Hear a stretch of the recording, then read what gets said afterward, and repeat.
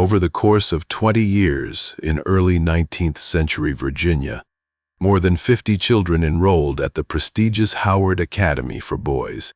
Every one of them came from respectable families, full of ambition and eager to learn under the guidance of the Academy's celebrated headmaster, Edmund Howard. But one by one they vanished. No bodies were ever found. No graves were dug. And the most disturbing discovery? Not a single parent ever received a proper explanation. The pattern was so consistent, so quietly methodical, that when the truth began to surface in the late summer of 1844, it didn't just shake the small farming community of Ravenshade.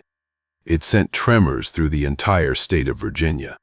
Authorities would later call it the most calculated disappearance case in American educational history. Tonight, we pull back the curtain on the life of the man once hailed as the greatest educator in the South, and the horrific secret that lay beneath his classroom floorboards. The events began in 1824, in a town that was little more than a cluster of brick buildings along the Rappahannock River. Virginia, still recovering from the aftershocks of the War of 1812, was a land of growing plantations, small churches, and tight-knit communities where everyone knew each other's names, and secrets rarely stayed buried for long. That year, Edmund Howard arrived from Richmond, a 28-year-old scholar with impeccable manners, an Oxford accent from his years abroad, and a teaching philosophy that promised to shape boys into gentlemen, men into leaders. Unlike many teachers of his time who accepted pay in crops or labor, Howard demanded full coin tuition, and parents paid eagerly. The Howard Academy, opened in 1825, stood at the edge of town, a two-story red brick building with tall arched windows, polished wooden floors, and a bell tower that could be heard for miles. The ground floor held the classroom, while the second floor served as Howard's private quarters. Beneath it all lay a narrow, damp cellar, a place no student was allowed to enter. At first, the disappearances were explained away. In 1826, young Thomas Briggs' parents were told he'd run away to join a ship crew. In 1828, Samuel Clark was said to have been taken in by relatives in North Carolina. Each time there were polite letters from Headmaster Howard, written in that same neat, looping script, assuring the families their boys were safe, but that further contact might disrupt their progress. By the mid-1830s, whispers had begun in Ravenshade. Parents noted that no boy who vanished was ever seen again, even years later. The school's roster thinned, yet Howard never seemed short on money. His clothes were always pressed, his boots freshly shined, and his table filled with imported delicacies. It wasn't until the summer of 1844, when a severe storm tore a section of the Academy's floorboards loose, that the first clue emerged. A group of townsmen entered to inspect the damage, only to be met with the stench of something long dead. Beneath the planks lay a shallow cavity, and inside it, fragments of bone.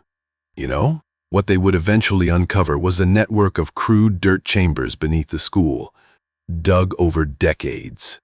Chambers filled with skeletal remains, many still clutching personal items, a small wooden flute, a silver cuff button, a leather-bound Bible with the initials S.C. carved inside. The remains matched the ages and descriptions of boys who had left the academy. But the most haunting detail was the layout. Each chamber positioned directly beneath the desks where the boys once sat, as if Howard wanted them to remain his pupils forever. Before we continue with the full account of Edmund Howard's arrest, trial, and the chilling letters found in his desk, make sure you're subscribed to our channel. And in the comments, tell us what state you're listening from. You may be shocked at how close Ravenshade, Virginia, is to your own home. This happened in a small American town we won't name, but maybe it's closer to you than you think. Could something like this have happened at your school? Tell us which city you're watching from in the comments, and don't forget to subscribe. Your support is what keeps us uncovering the truths others won't touch. The news of what had been found beneath the Howard Academy spread through Ravenshade before the sun had fully risen the next day. By mid-morning, half the town had gathered outside the school gates.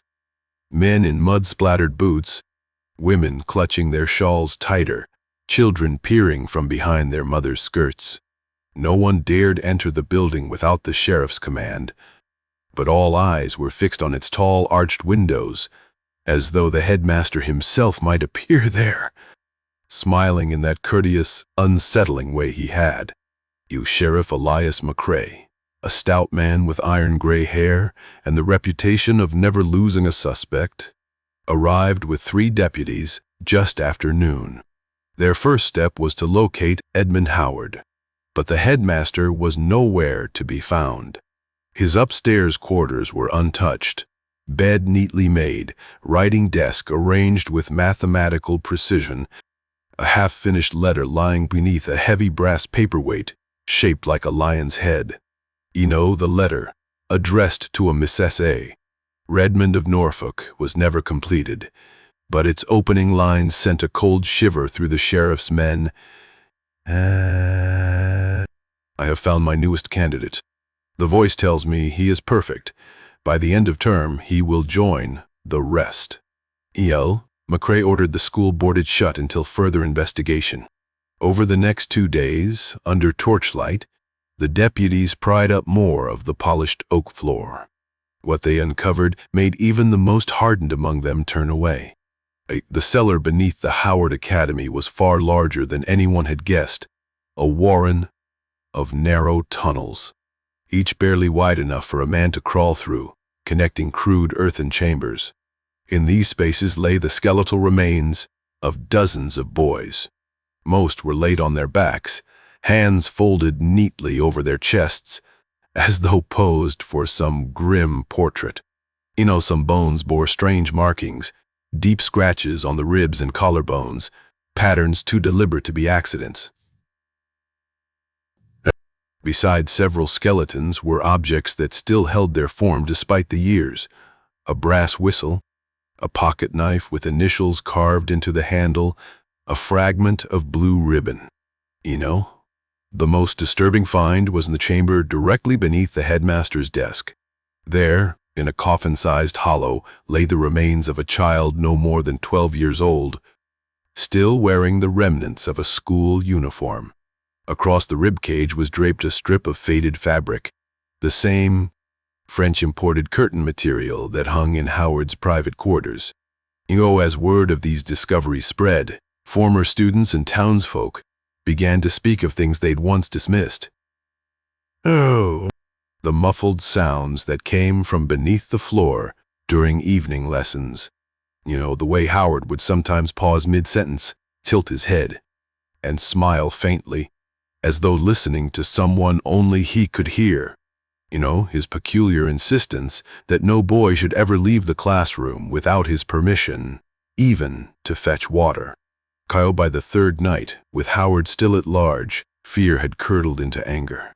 Fathers began patrolling the roads leading out of Ravenshade, carrying muskets and lanterns. A woo ballot reward, an enormous sum for the time, was posted for information leading to his capture. But Edmund Howard had vanished as completely as his students once had. It would be nearly 6 months before the next sighting, when a farmhand in the neighboring county swore he saw a man matching Howard's description, boarding a riverboat bound for New Orleans. Whether it was truly him or just a ghost in broad daylight, no one could say.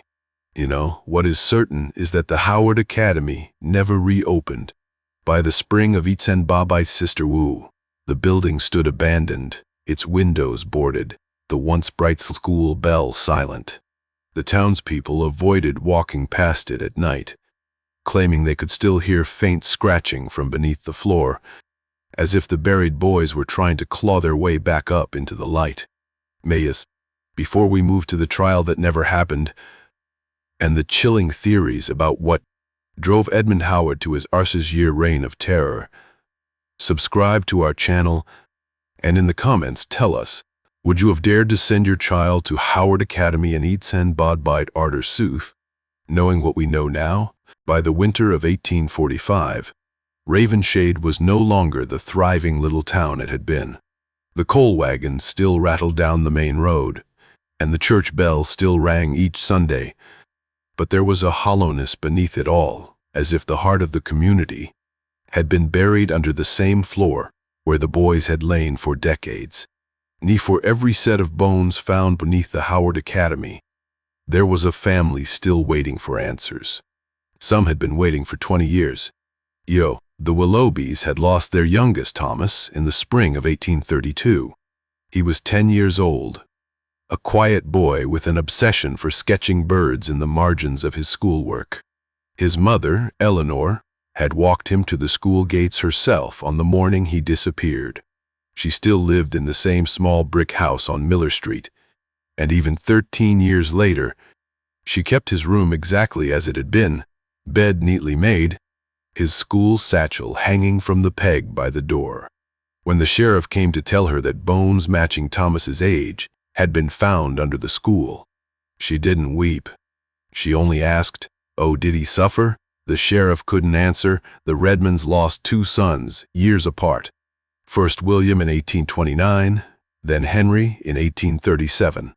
The father, Arthur Redmond, had once been Howard's staunchest supporter, even donating funds to expand the school's library. After the discovery, Arthur stopped speaking to anyone outside his family. Neighbors would see him pacing his yard at night, muttering to himself, clutching a folded newspaper clipping of Howard's portrait. Some swore they saw him load his rifle more than once, as if waiting for the day the headmaster might return. Oh, but perhaps the most haunting story was that of Mary Carter, whose son Samuel was the last boy to vanish before the academy closed. Mary had been widowed young and scraped together every penny from sewing work to pay for Samuel's schooling. Samuel's schooling. He was meant to be her way out of poverty. Clever, hard-working, destined for something better. The night he didn't come home, Mary walked barefoot through the rain to the school, pounding on the locked doors until her hands bled. She swore she heard a faint tapping from inside, but no one answered. Years later, when shown a small brass whistle found among the remains, Mary recognized it instantly. It had been Samuel's. It was a gift from his late father. She pressed it to her lips and let out one sharp note before handing it back to the sheriff without a word. As these stories spread, so too did the questions no one could answer. How had Howard managed to hide so many disappearances without being caught? Why did some families receive strange letters in the months after their sons vanished? Letters signed only with a single initial, promising your boy is at peace? And most chilling of all, why did so many parents describe the same dream in which they saw their missing child sitting at a school desk, silent, eyes fixed on the doorway, waiting for someone? By the autumn of 1845, the bounty on Edmund Howard had grown to $1,000. But it wasn't the money that drove the hunt now. It was something older, sharper, the kind of vengeance that festers in the bones of grieving parents. When winter came, the rivers froze over and the search slowed. But in the Carter household, the Willoughby home, the Redmond farm, and dozens of others, a lamp was kept burning in the front window. Not for Howard, for the boys. Because somewhere in Ravenshade, the families still believed their children's spirits hadn't yet gone far enough to lose their way home. In the autumn of 1846, hundreds of miles from the ruins of Ravenshade, a new school opened in the small Michigan town of Crownsfield. His headmaster was a warm, articulate man named Mr. Edward Harper, middle-aged, well-dressed, and with the calm voice of someone who lived for teaching. No one seemed to notice how eerily similar. Mr. Harper looked to the vanished Ravenshade headmaster Edmund Howard. Oh, at first, the school was beloved. Children returned home smiling. Parents praised Mr. Harper's dedication. But 3 months later, the children began developing a strange habit, staring out the classroom windows for long stretches, as though watching someone who was waiting outside. One evening, Lillian Moore found her daughter lying in bed with eyes wide open, lips moving. Leaning closer, she heard the faint whisper, "Yo, sir is calling us. Sir says to come under the stairs." When Lillian asked her about it the next morning, the girl burst into tears and said, "Ooh, if I tell you, he'll hear me." Yo. The school's basement contained an old storage room, its door always locked. Yet some children began sketching detailed maps of the inside, maps that showed a narrow passage leading deep underground, ending in a circle with a single word written in shaky letters, room. In late November, as snow blanketed the town, young Elias Turner never came home from school. Police found only 2 sets of footprints in the snow, leading away from the school's front door, before they stopped abruptly among the trees, as though the earth had swallowed him whole. That same night, 3 different households reported an identical sight, their children standing silently at their bedroom windows, faces pale, eyes fixed in the same direction, toward the school. A week later, Lillian Moore's daughter vanished. The window in her room was open, and a long trail of snow reached inward, as though something covered in frost had stepped inside to claim her. When a group of men from the town forced open the storage room in the basement, they found the lock broken. Their lantern light revealed a narrow tunnel carved into the earth. The walls were smeared with tiny handprints, some in charcoal, others in something far darker. At the end of the tunnel was a small chamber, a single wooden chair, a tarnished brass whistle hanging on the wall, and a rotting register. Inside were neatly written names, every missing child's name, and at the bottom, the final entry. Welcome back, children of Ravenshade. As they turned the pages, they heard a sound behind them.